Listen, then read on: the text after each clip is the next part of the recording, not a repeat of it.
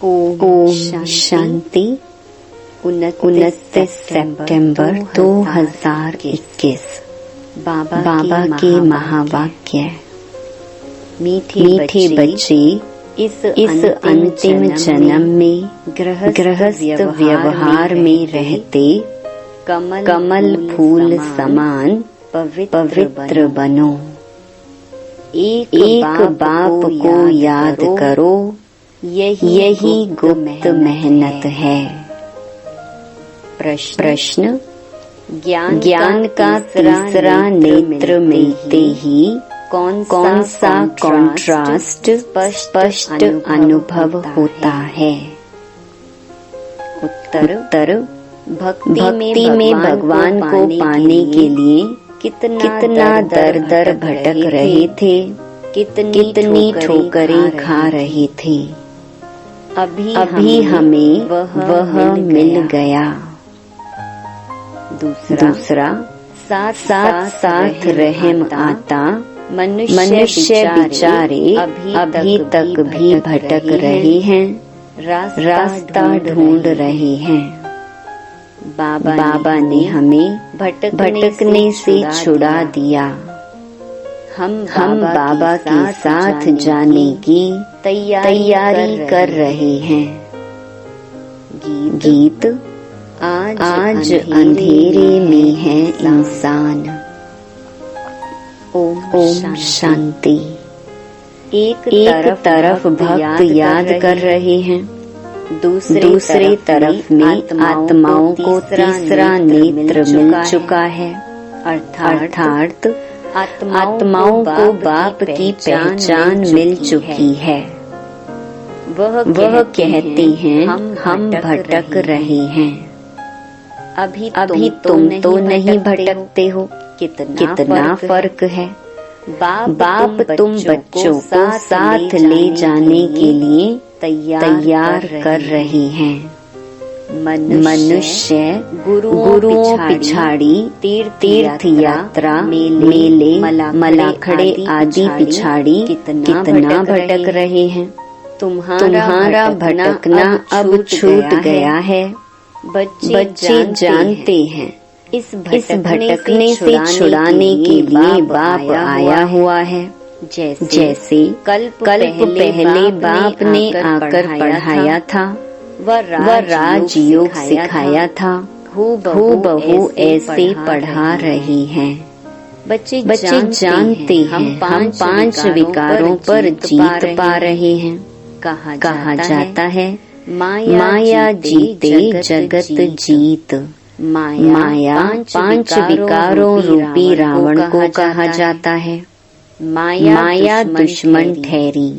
माया धन संपत्ति को नहीं कहा जाता। लिखना भी है 5 विकारों रूपी रावण व माया। तो मनुष्य कुछ अर्थ समझे, नहीं तो समझ नहीं सकते हैं। माया जीत जगत जीत। इसमें यादवों और कौरवों व असुरों और देवताओं की कोई बात नहीं। स्थूल लड़ाई होती नहीं है। गाया जाता है योग बल से माया रावण पर जीत पाने से जगत जीत बनते हैं। तुम बच्चे जानते हो जगत कहा जाता है विश्व को। विश्व पर जीत पहनाने लिए विश्व का मालिक ही आते हैं। वही सर्वशक्तिमान है। यह तो बच्चों को समझाया गया है। बाप को याद करने से ही पाप भस्म हो जाते हैं। मुख्य बात है याद की। याद करने से तुम्हारे से कोई विकर्म नहीं होगा और खुशी में रहेंगे। पतित पावन बाप आए हैं पावन बनाने। तो फिर हम विकर्म क्यों करें? अपनी संभाल करनी है। बुद्धि तो मनुष्यों को है ना। इसमें और कुछ लड़ने आदि की बात नहीं है। सिर्फ 5 विकारों को जीतने लिए बाप को याद करना बहुत सहज है। हाँ, इसमें मेहनत लगती है, टाइम लगता है। माया दीवा बुझाने लिए घड़ी घड़ी तूफान लाती है। बाकी इसमें लड़ाई की कोई बात नहीं है। वहाँ है ही देवताओं का राज्य, असुर कोई होते नहीं। हम हैं ब्राह्मण, ब्रह्मा मुख वंशावली। जो ब्राह्मण कुल के हैं वही अपने को ब्राह्मण समझते हैं। रूहानी बाप हम रूहों को बैठ ज्ञान देते हैं। ज्ञान सागर पतित पावन सदगति दाता एक ही है। वही स्वर्ग स्थापन करने वाला है। तुम बच्चों को तो बहुत खुशी होनी चाहिए। विलायत वालों को भी पता पड़ेगा। यह तो वही सिंध वाले ब्रह्मा कुमार कुमारियां हैं जो कहते हैं पैराडाइज श्रीमत पर स्थापन कर दिखाएंगे। आत्मा कहती है ना शरीर द्वारा। आत्मा सुनती है और डायरेक्शन पर चलती है। कल्प बाप ही आकर युक्ति बतलाते हैं। बाप है गुप्त, किसको भी पता नहीं पड़ता है। कितने ढेर मनुष्यों को समझाते हैं, फिर भी कोटों में कोई ही समझते हैं। तुम बच्चे अब समझते हो, हमारा ऑलराउंड पार्ट है। बाप ने समझाया है, तुम ही राज्य लेते हो और कोई ले ना सके सिवाय तुम भारतवासियों के जो अभी अपने को हिंदू कहलाते हैं। आदम शुमारी में भी हिंदू लिख देते हैं। हम भल कुछ भी नाम दे, हम वास्तव में आदि सनातन देवी देवता धर्म के थे। वह देवी धर्म कर्म भ्रष्ट हो जाने कारण अपने को हिंदू कह देते हैं। हिंदू नाम क्यों पड़ा यह भी कोई नहीं जानते। पूछना चाहिए भला यह तो बताओ, तुम्हारा हिंदू धर्म किसने स्थापन किया? यह तो हिंदुस्तान का नाम है, कोई बता नहीं सकेंगे। तुम बच्चे जानते हो अब ब्राह्मण देवता क्षत्रिय धर्म की स्थापना हो रही है। कहते हैं ब्राह्मण देवी देवता नमः। ब्राह्मण है सर्वोत्तम नंबर 1। वास्तव में स्वर्ग सत्युग को कहा जाता है। रामचंद्र के राज्य को भी स्वर्ग नहीं कहा जाता। आधा कल्प है राम राज्य, आधा कल्प है आसुरी राज्य। यह सब दिल में धारण करना है। अभी हमको स्वर्ग में जाने के लिए क्या करना है? पवित्र तो जरूर रहना ही है। बाप कहते हैं बच्चे काम महाशत्रु है। इन पर जीत पाकर पवित्र रहना है। इसीलिए कमल फूल की निशानी भी दिखाई है। गृहस्थ व्यवहार में रहते कमल फूल समान बनना है। यह दृष्टांत तुम्हारे लिए है। हठ योगी तो गृहस्थ व्यवहार में कमल फूल समान रह न सके। वह अपना निवृत्ति मार्ग का पाठ बजाते हैं। गृहस्थ व्यवहार में रह नहीं सकते, इसीलिए घर बार छोड़ चले जाते हैं। तुम दोनों सन्यास की भेंट कर सकते हो। प्रवृत्ति मार्ग में रहने वालों का गायन है। बाप कहते हैं गृहस्थ व्यवहार में रहते सिर्फ यह एक अंतिम जन्म हिम्मत कर कमल फूल समान पवित्र रहो। भल अपने गृहस्थ व्यवहार में रहो। वह सन्यासी तो घर बार छोड़ जाते हैं। ढेर सन्यासी हैं जिन्हों को भोजन देना पड़ता है। पहले वह भी सतो प्रधान थे, अभी तमो प्रधान बन गई हैं। यह भी ड्रामा में उनका पार्ट है। फिर भी ऐसे ही होगा। बाप समझाते हैं, इस पतित दुनिया का विनाश तो होना ही है। थोड़ी बात में ही एक दो को धमकी देते रहते हैं। अगर ऐसा नहीं होगा तो बड़ी लड़ाई लग जाएगी। तुम बच्चे समझते हो, कल्प पहले भी ऐसे हुआ था। शास्त्रों में लिखा है, पेट से मूसल निकले, यह हुआ। फिर होली में स्वांग बनाते हैं। वास्तव में है यह मूसल जिससे विनाश करते हैं। यह भी बच्चे जानते हैं, जो कुछ पास्ट हो चुका है वह फिर भी होना है। बनी बनाई बन रही, अब कुछ बननी नहीं। अभी तुम्हारी बुद्धि में सारा राज है। सिर्फ कहने की बात नहीं। किसको भी दोष नहीं दे सकते। ड्रामा में पार्ट है। तुमको सिर्फ बाप का पैगाम सुनाना है। यह ड्रामा तो अनादि अविनाशी है। भावी क्या चीज है वह भी तुम समझ गए हो।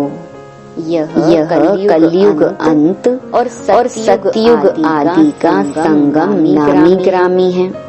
इनको ही पुरुषोत्तम युग कहा जाता है।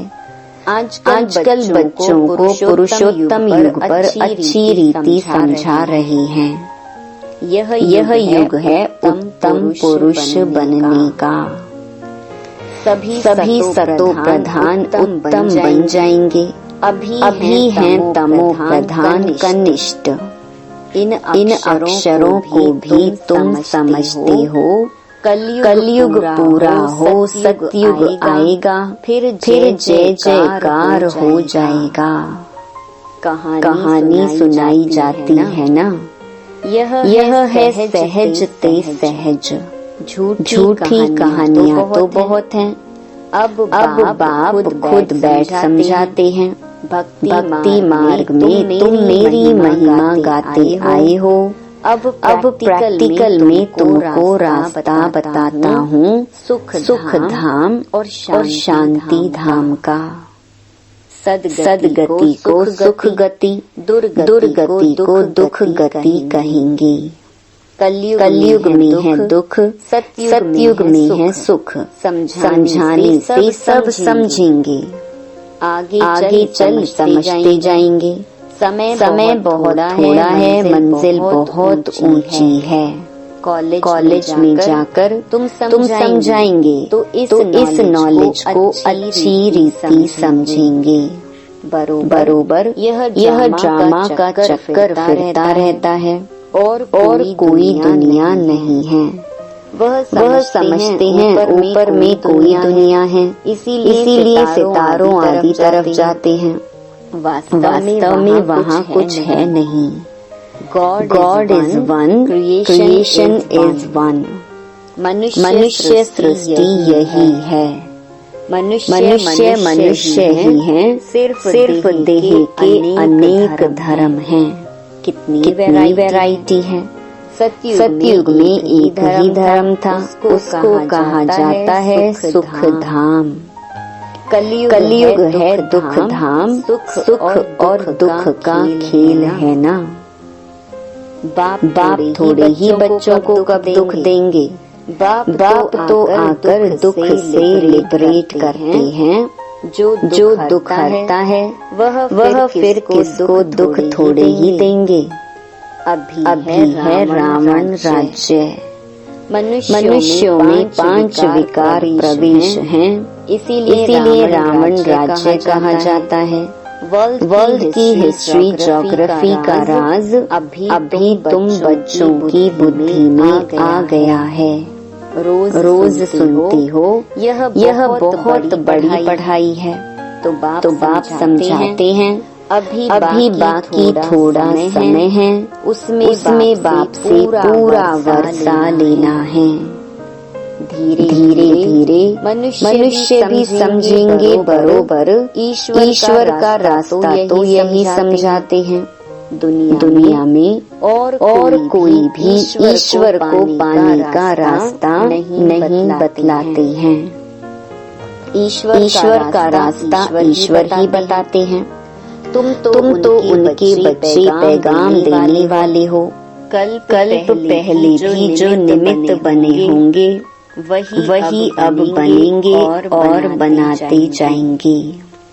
बच्चों को विचार सागर मंथन करना है, राय देनी चाहिए। बाबा हम समझते हैं यह चित्र होने चाहिए, इनसे मनुष्य अच्छा समझ सकते हैं। बाबा कम चित्र इसीलिए कहते हैं क्योंकि कई सेंटर्स बहुत छोटे छोटे हैं। 5-7 चित्र भी मुश्किल रख सकते हैं। बाबा कहते हैं घर घर में गीता पाठशाला हो। ऐसे भी बहुत हैं। एक कमरे में सब कुछ चलाते हैं। मुख्य चित्र रखे हों तो मनुष्यों को समझ मिले। आखिरीन भगवान किसको कहा जाता है, उनसे क्या मिलता है। भगवान को बाबा कहा जाता है। बबूलनाथ बाबा नहीं कहेंगे, रुद्र बाबा नहीं कहेंगे, शिव बाबा नामी ग्रामी हैं। बाबा कहते हैं यह वही कल्प पहले वाला ज्ञान यज्ञ है। बेहद के बाप शिव ने यज्ञ रचा है। ब्राह्मणों की रचना की है ब्रह्मा द्वारा। ब्रह्मा में प्रवेश हो स्थापना की है। यह है ज्ञान राजयोग का। और फिर यज्ञ भी है जिसमें सारी पुरानी दुनिया की आहुति पड़ती है। एक वह ही बाप भी है, टीचर भी है, गुरु भी है, ज्ञान सागर भी है। ऐसा और कोई है नहीं। आजकल यज्ञ रचते हैं तो चारों तरफ शास्त्र रखते हैं। एक आहुति का कुंड भी बनाते हैं। वास्तव में है यह ज्ञान यज्ञ जिससे उन्होंने कॉपी की है। यहाँ कोई स्थूल चीज आदि तो है नहीं। अभी तुम बच्चों को बेहद का बाप मिला है, बेहद का ज्ञान मिला है और कोई यह जानते नहीं। बेहद की आहुति पढ़नी है यह तुम जानते हो। पुरानी दुनिया खत्म हो जाएगी, वह तो खुशी होती रहती कि राम राज्य स्थापन हो। यह तो बहुत अच्छा है, परंतु वह तो जो स्थापन करेंगे वह अपने लिए ही करेंगे ना। मेहनत सब अपने लिए करेंगे। तुम जानते हो यह महाभारत लड़ाई भी इस यज्ञ से प्रज्वलित हुई है। कहाँ वह हद की बातें, कहाँ यह बेहद की बातें। तुम अपने लिए ही पुरुषार्थ करते हो। जब तक बाप को ना जाने वर्षा मिल ना सके। बाप ही आकर आत्माओं को शिक्षा देते हैं। तुम्हारा है सब गुप्त। आत्मा जो हिंसक बन गई है उनको अहिंसक बनना है। किसी पर क्रोध भी नहीं करना है। 5 विकार जब दान दे तब ग्रहण छूटे। इनसे ही काले हो गए हैं। अब फिर सर्व गुण संपन्न 16 कला संपूर्ण कैसे बने यह बाप बैठ समझाते हैं। इन लक्ष्मी नारायण को ऐसा किसने बनाया? कोई गुरु मिला? यह तो विश्व के मालिक थे। जरूर पास्ट जन्म में अच्छे कर्म किए हैं तब अच्छा जन्म मिला। अच्छे कर्मों से अच्छा जन्म मिलता है। ब्रह्मा और विष्णु का कनेक्शन भी जरूर है। ब्रह्मा सो विष्णु एक सेकंड में। मनुष्य से देवता बनते हैं। सेकंड में जीवन मुक्ति इसको कहा जाता है। बाप के बने और जीवन मुक्ति का वर्षा पा लिया। जीवन मुक्त तो राजा प्रजा सब हैं। जो भी आने हैं उनको जीवन मुक्त बनना है। बाप तो समझाते हैं सबको, फिर है पुरुषार्थ करना। ऊंच पद पाने के लिए सारा मदार है पुरुषार्थ पर। क्यों ना पुरुषार्थ करते करते हम ऊंच पद पाएं। बाप को बहुत याद करने से बाप की दिल पर अर्थात तख्त पर चढ़ जाएंगे। बाप कोई मेहनत नहीं देते हैं। अबलाओं से और क्या मेहनत कराएंगे। बाप की याद है भी गुप्त। ज्ञान तो प्रत्यक्ष हो जाता है। कहा जाता है इनका भाषण तो बहुत अच्छा है, परंतु योग में कहाँ तक है। बाप को याद करते हैं। कितना समय याद करते हैं।